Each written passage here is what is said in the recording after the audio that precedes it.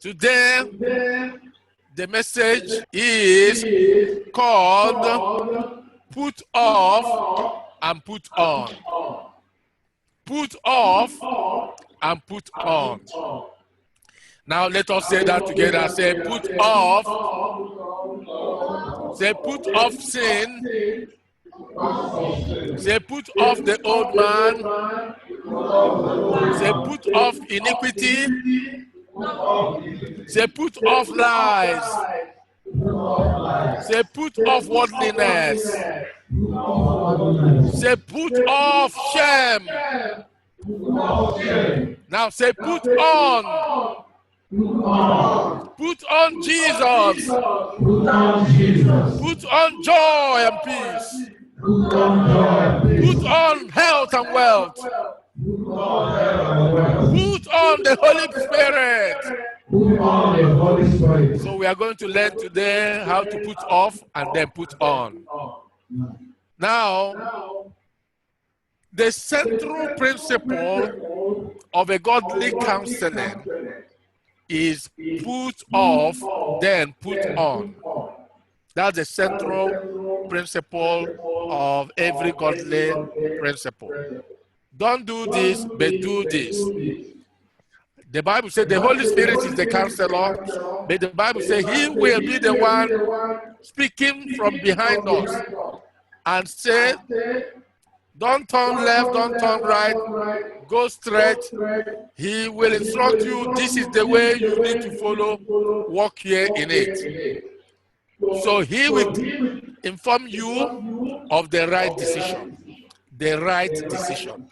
He's not going to say, maybe it is this, maybe it is that. No, he will tell you, don't take this, don't take that, take this. Somebody shout hallelujah. We have a counselor. And the Bible says that Jesus is wonderful counselor. Thank you, Jesus. Now, if we go to the book of Galatians 3:27, so we are going to see how after you have put off the old things, how to put on the new thing, and what is this new thing to put on. Let's see, Galatians 3:27 says what? For as many of you as have been baptized into Christ have put on Christ. Wow, that is a good revelation. It's a good revelation. Now, Galatians 3:27, he said, for all of you who were baptized into Christ have put on Christ. How many people are baptized in Christ there? Hallelujah, hallelujah. Yes, you have put on Christ. Yes. So now, he said, when you are baptized in Christ, you have put on Christ. But somebody has to maintain that clothes he's wearing. There's the maintenance. There's the initial. There's then the progressive. You see, if I ask you, have you eaten? You are supposed to tell me, I have eaten today. You are not supposed to tell me, yesterday, yes, yesterday I ate. You see, if I ask you, have you eaten? You will not tell me, oh, yesterday, yes, I ate. If you tell me that, I will say, wow, you ate only yesterday. How about today? You see that? Yes, I know you ate last week. I know you ate yesterday. But if I ask you, have you eaten? You are supposed to tell me, yes, I have eaten today. Somebody shout hallelujah. Hallelujah. If you ate only yesterday and you have not eaten today, it's not enough. Come on now. It's not enough. Do I have a witness in the house? Good. If you take your bet yesterday and I ask you, have you taken your bet? You say, yes, yesterday. I will say, how about today?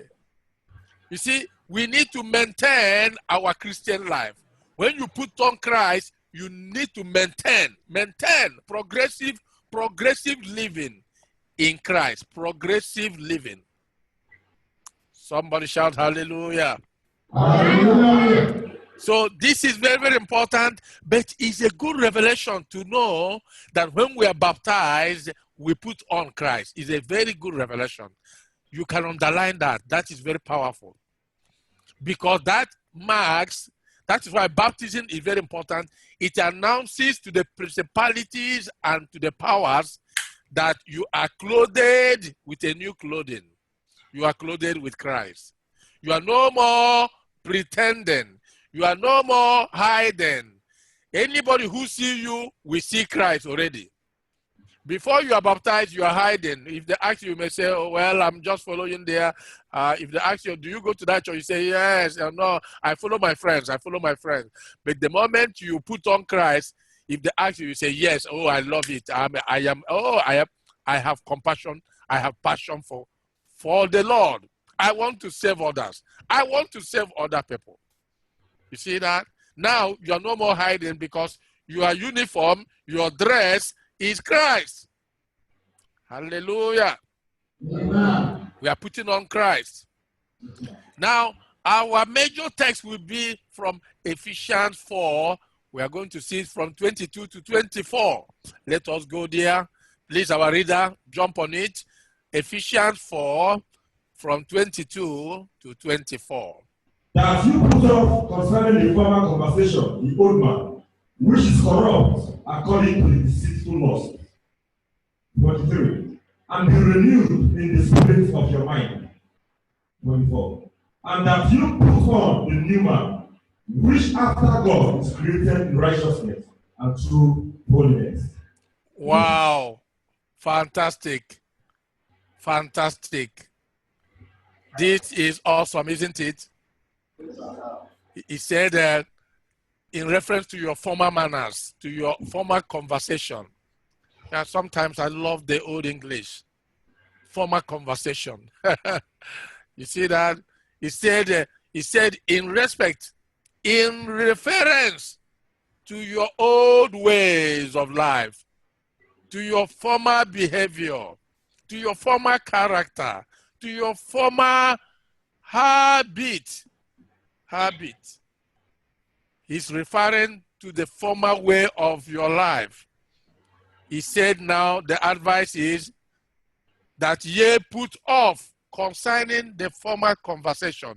The former conversation is the former habit. The former habit.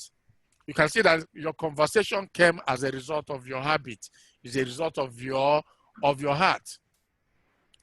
You see, he said, put off the former conversation, the former habit, the old man. He called it the old man, the former habit, which is influenced by the way of the world, by the way of devil. See that? He said, put it off. Put it off. That your former conversation, your former habit, full of lust, anger, offense. They say, put it off. Remove it like cloth. This is powerful, isn't it? This is awesome. He said, it was corrupt according to the deceitfulness of the lust therein, which is corrupt according to the deceitful lust. He said that former, anybody who is not born again, everything that is coming from his heart is selfish and corrupt. Because it's not coming from the will of God. You see that? And the Bible says, put it off. When now we are born again, we cannot live according to our former conversation. No. We need to put that off. Now, look at 23. He said, and be renewed in the spirit of your mind. I love that.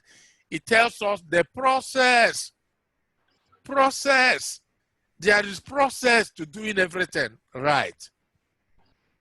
He said, if you want to put it off, first of all, do it in your mind, because it begins in the mind. There are people you set free and then their mind is not yet set free. They are still in bondage. The Bible says, begin from the mind, the change of mind or renewing of your mind. That is the taproot. If you want to have effective change, do that from the mind. Renew your mind. You see, 23 tells us how to do it. Then 24 tells us what to do next. If you remove the old cloth that is dirty and not good, by renewing your mind, you are going to put on the new cloth. What is the new cloth? Your new suit, your new robe, your purple dress is Jesus. Hallelujah. Amen. Thank you, Jesus. 24 says, and that you put on the new man, which after God is created in righteousness and true holiness. The new man is the one living in Christ. When you say, in him I live and move and have my being, you are talking about the new man, not the old man. The old man can never and will never live in Christ. Somebody shout hallelujah. Hallelujah. The old man is like a pig. He will never agree to live in Christ. Never will he ever. The one that is living in Christ is you, the new man. In Christ I live and move and have my being. Because you are now baptized. You see, I'm not using that word baptized in a religious way. Some people are religious. When they hear baptized, they think of water, jumping into water. You can jump into water 10 times and come out still a sinner. But when there is a change of your heart, a change in your mind, then when you jump into that water, you are proclaiming to the world that from inside to outside, I am a new creature. I am for Christ. Somebody shout hallelujah. Hallelujah. Every genuine change must begin from your inside, the heart or your mind. But to renew is a mind, is the mind. When to be born again is your heart, but to renew is your mind.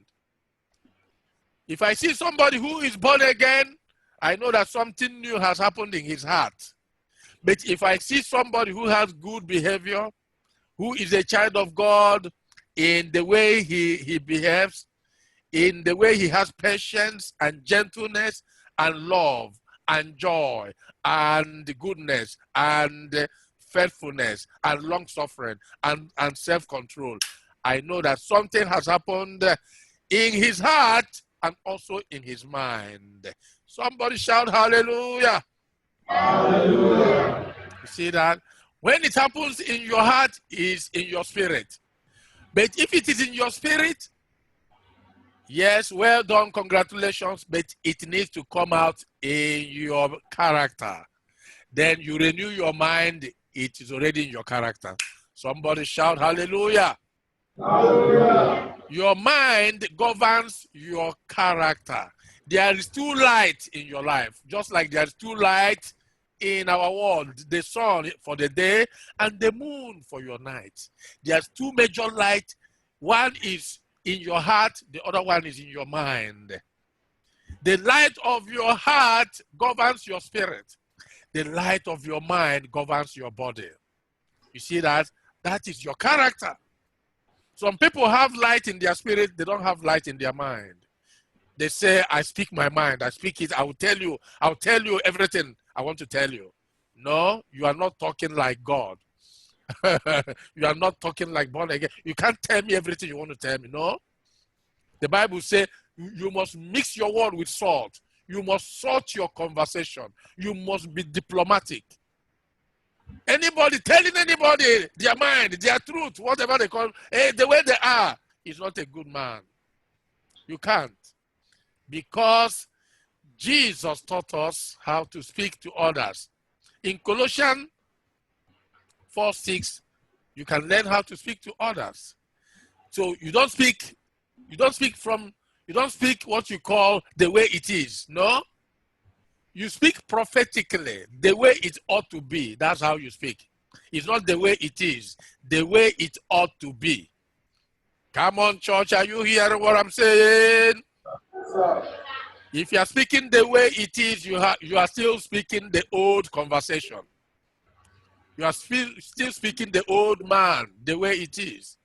We are asked when we receive the Spirit to prophesy, to have vision. That is to say the way it ought to be. Prophecy means I will tell you it is well with you. I will tell you, I know that, yes, it is the plan of God to do you good and not evil.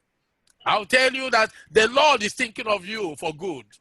I'll tell you that your end will be great. I'll tell you if you continue in your faith, yes, you will be established in everything you set up to do. Your hands will touch things and they will prosper. I am speaking to you prophetically. I'm not speaking to you the way you are now. No. You see that? We are little prophets. We are supposed to prophesy to each other. But Ham had his father Noah, who was drunk, and Ham did not know how to talk. Ham was laughing and saying, "My father is naked. Oh, he is naked. He is drunk. Come and see his nakedness." He didn't do well. But his two brothers, who knew the art of good conversation, say, "Our father, we cannot expose him. Even if he likes, he can be drunk, but our job is to cover our father." They took blanket and they removed their eyes and they covered their father. You see, they prophetically covered their father the way it ought to be.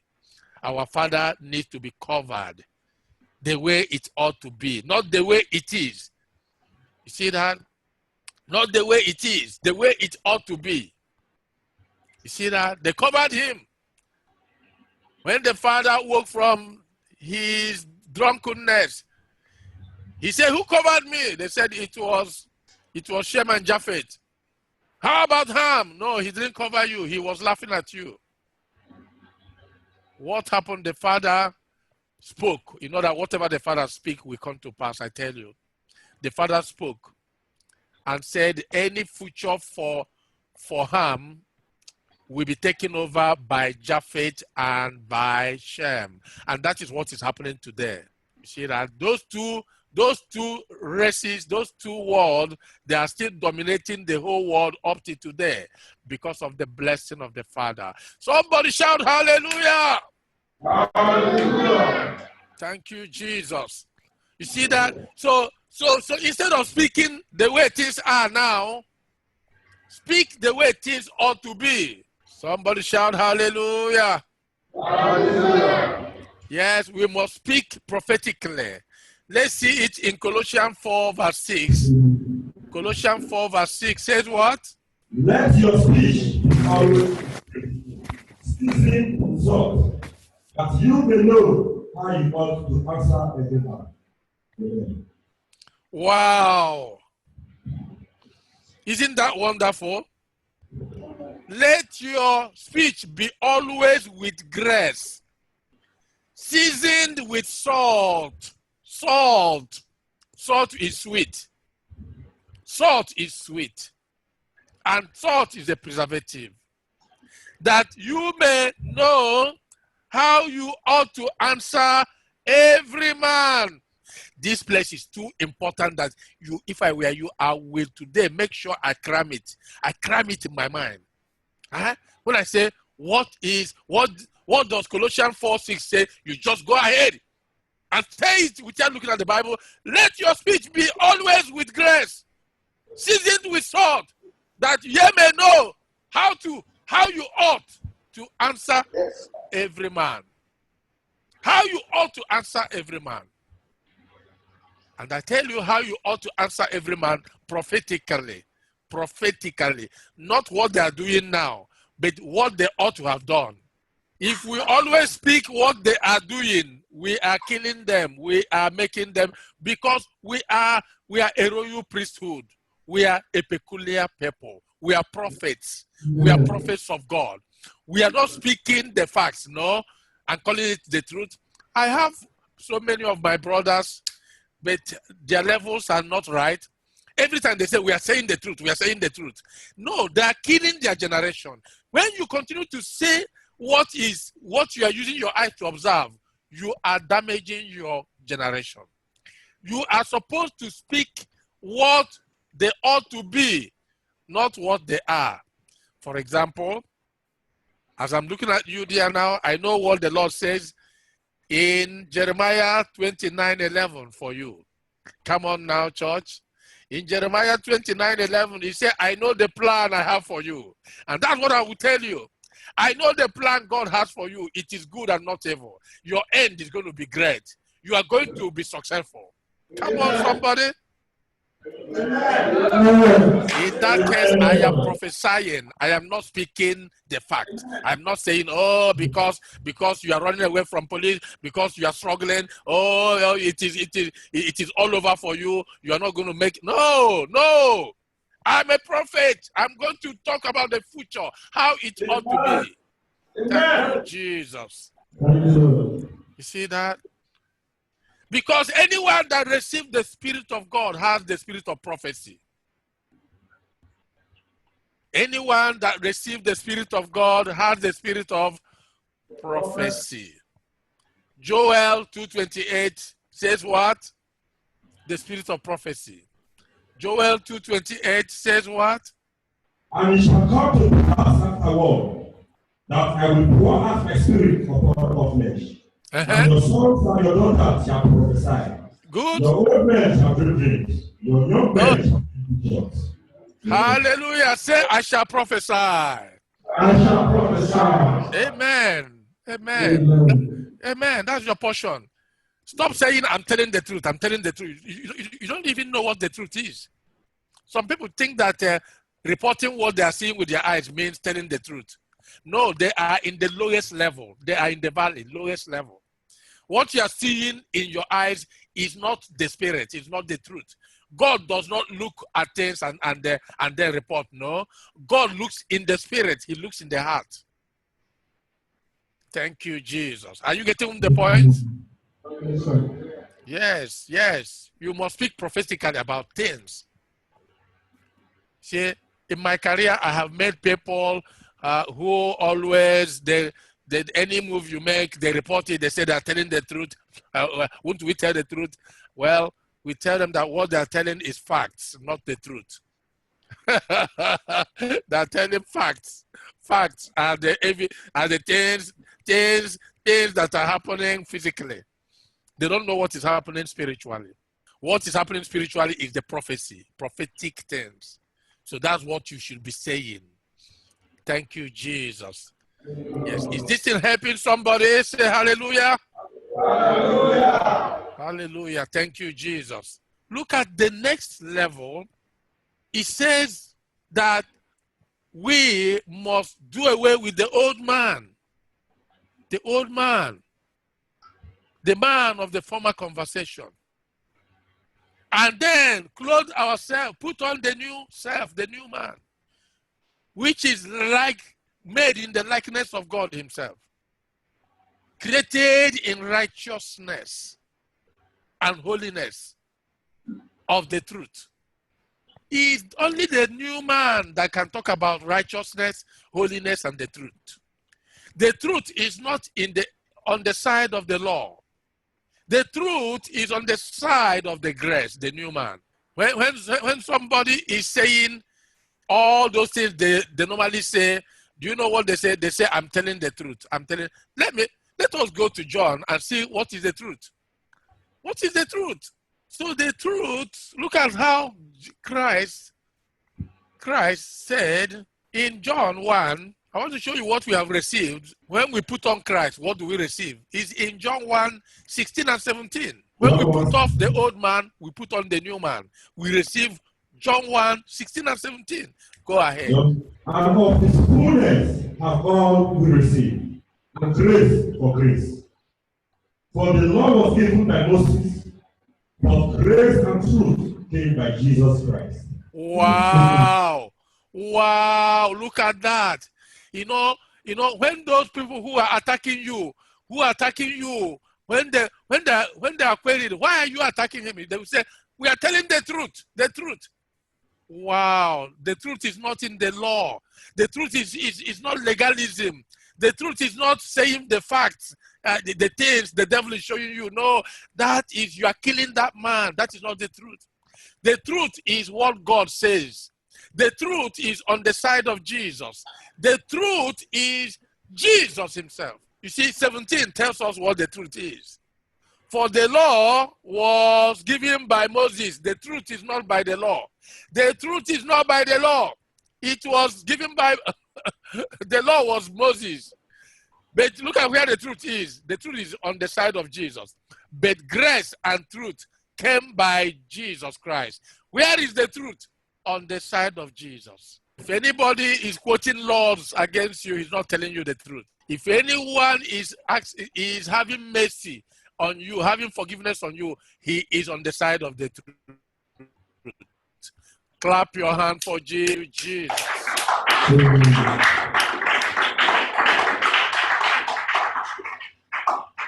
The truth is with grace, it's not with the law.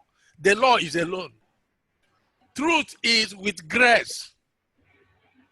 The law came from Moses, but truth came with grace. Thank you, Jesus. This is awesome. This is marvelous. Now look at in Colossians 3, 9 and 10.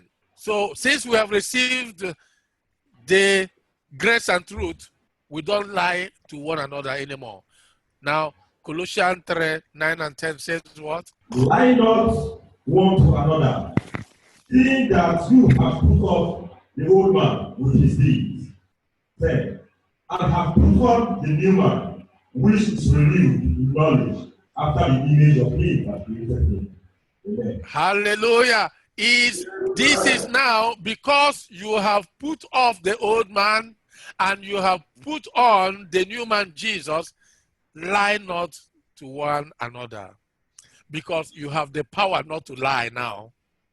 The Lord will never tell you to do something he has not given you power to do. Now that you have removed the old man, you are clothed with the new man, you have power to resist lies. You don't need to lie. Yes, you have the power of the Holy Spirit. You cannot lie because of the Holy Spirit that is in you. Thank you, Jesus. The Spirit of truth is with you. And that Spirit of truth is the Spirit of grace. It's not the spirit of the law. Don't tell the law saying that you are telling truth. No, the law has no truth. The law is a schoolmaster, harsh, pointing to Jesus. When Jesus comes, Jesus becomes the end of the law, the end of the law. Jesus is the end of the law to anyone who believes that grace may take over. Grace may take over. So you are believers, grace is taking over, and grace and truth are working together. Amen.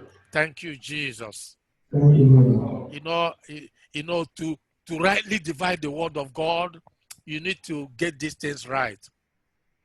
See that this is what we call rightly dividing the word of God.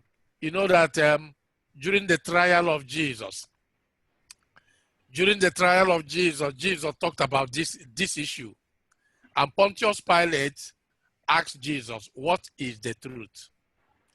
Jesus said, because of this I was born, that those who are on the side of the truth will be with me. And Pontius Pilate asked Jesus, what is the truth? And it became a thesis. Scholars studied that, what is the truth? From that conversation between Pontius Pilate and Jesus. And when Jesus was telling him what was the truth, he wasn't paying attention. He was now addressing the crowd. And Jesus said, the truth is on my side because I was born because of this. The truth is not on your side who want to kill me, no. The truth is on the side of grace, on the side of Jesus. The Son of God who gave his life as an atonement for sin. That's where the truth is. The woman caught in adultery, they said they were telling the truth. We saw her. She was caught in the act. Jesus, who is the truth, knows that. Jesus said, what is the truth? We saw her in the act. If you are really a rabbi, if you are really a son of God, you would have supported us. But they didn't know that what they saw was the fact, it's not the truth. The truth of the matter is that God so loved the world that he sent Jesus to come and save the world. And this woman ran to Jesus, the Savior. She has run to the truth. Somebody shout hallelujah. Hallelujah. You cannot kill somebody who run into the truth. Because the name of the Lord is a strong tower, where the righteous runs to, and they are saved. Come on now, church. Come on now, church. Hallelujah. See that? This is what makes you strong, to have understanding about these things. Never support those who want to kill because they say they have found the truth. They want to kill. They are on the side of the law. The truth is not there. Anywhere the truth is, there is always grace. Grace and truth go together. John 1:17. Let's go back again and read John 1:17, our reader. Let's read it again. For the law was given by Moses, but grace and truth came by Jesus Christ. Grace and truth.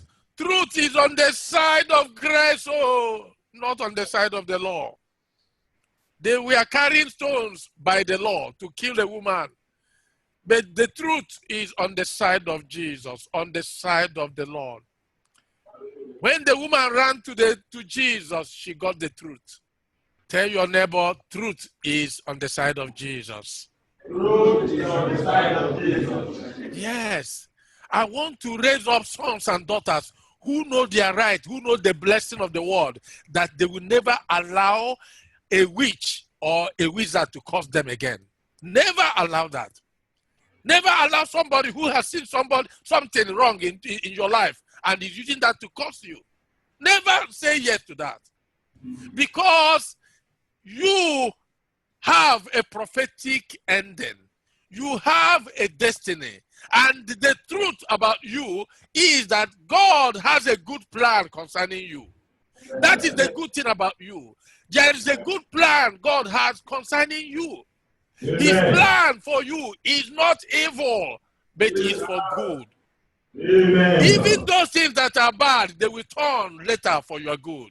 Amen. That was why Joseph answered well. Do you know why Joseph answered well? Joseph's answer was stunning. It devastated his brothers. They surrendered without a gun. They were mesmerized by what Joseph answered. You want to see what Joseph answered? Let's go to Genesis 50. I told you this earlier. Now I tell you again. Genesis 50 verse 20. See how wonderful Joseph was. Joseph was prophetic. Joseph was not quoting the facts. The fact is what the brothers have done to him is evil. But he's not dwelling there. He is dwelling on what God is saying and doing. Joseph was wonderful. Let somebody read what Joseph said to the brothers. Genesis 50:20. But as for you, you thought evil against me, but God meant it unto good. Wow. As it is this day, to save much people alive. Oh my God. Oh my God. This one sweet me. Oh. This one is very delicious. Somebody shout hallelujah. Hallelujah. This is the prophetic way of handling your problems. Don't handle your problems by the law. The law will say condemn them because they condemn you. The law will say cut their hand because they cut your hand. The law will say remove their eyes because they remove your eyes. Tooth for tat. That is the law. But Joseph went above the law. By grace, above the law is always grace. Grace is above the law. Grace is above the law. Somebody shout hallelujah. Hallelujah. Joseph said, you thought this thing, this evil for me. You don't need to worry anymore because it is God. I'm now seeing God. He went into prophecy. He said, God has made it for good. It is, I have a reason and I know the reason. God told me the reason. The reason why he changed everything you did against me for good. Joseph said, I know the reason. What was the reason? To save lives. Somebody shout hallelujah.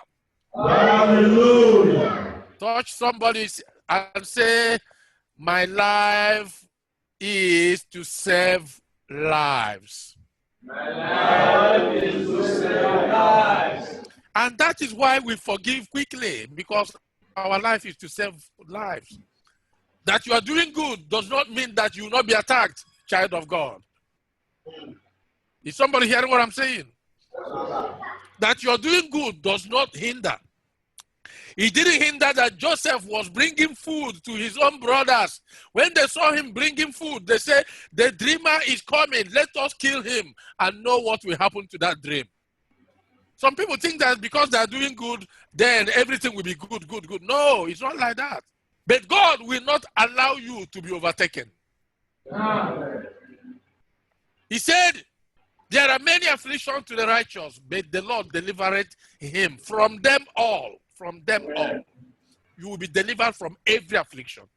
Amen. So, child of God, don't be afraid. When you are being persecuted, don't be afraid. I am in the place to advise you. For 20 years, man, my persecution is too much. But I've always triumphed. You are lifted in Jesus' name. Amen. You are lifted. You will never remain the same. The Lord has lifted you. So this is what the Lord is teaching us. There's something we know. Now, we know that our old man has been put off.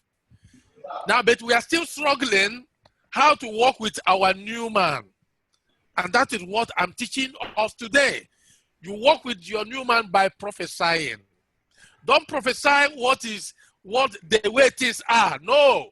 Prophesy the way things ought to be. Somebody hearing me? You don't prophesy the way things are. You prophesy the way they ought to be. That's the meaning of let the weak say, I am strong. Let the poor say, I am rich because of what the Lord has done.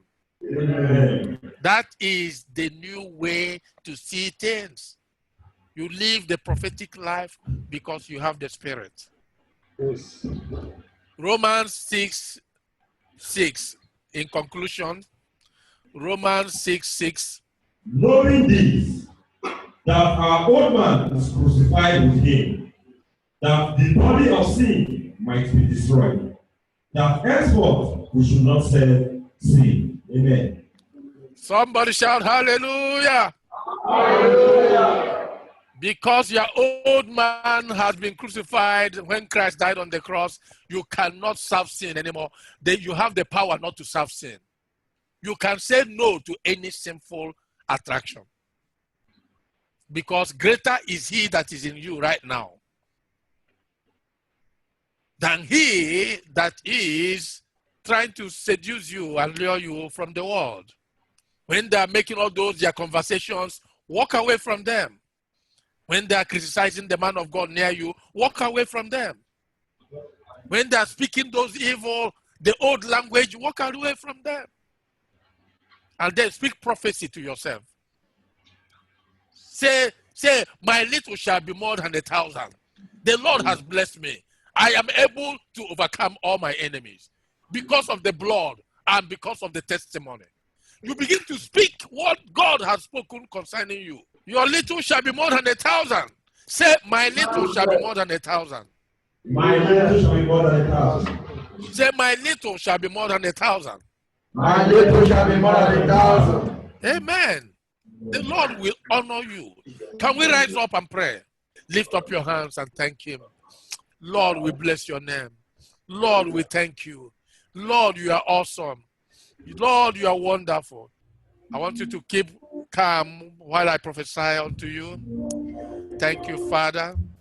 I'm going to prophesy from Jeremiah 29:11. Yes. Thank you, Father. No matter what is your situation today, I prophesy. I know that God has a plan concerning you. The blueprint of your life is in the hand of God. God has a good plan. His plan for you is good and not evil. No matter what evil is doing to you, it will turn for your good. I see you in your future. You are better and you are a successful man. You are better and you are a successful woman. I see you in the future. Yes, yes, yes, your joy is running over. Your peace is evident. There's joy in your life. There's wealth, there's health, and there is surplus. You are eating food with your scarcity. You are eating bread with your scarcity. The water is there running on your table. And the oil is there. The cruise will never cease. I see you plumpy and happy. I see you happy and well established. I see you in your future. You are a new man. You are wonderfully made. The Lord is with you. And so shall it be. In Jesus' mighty name. Amen. The Lord bless you and keep you. And let his countenance shine upon you. In Jesus' name. Amen.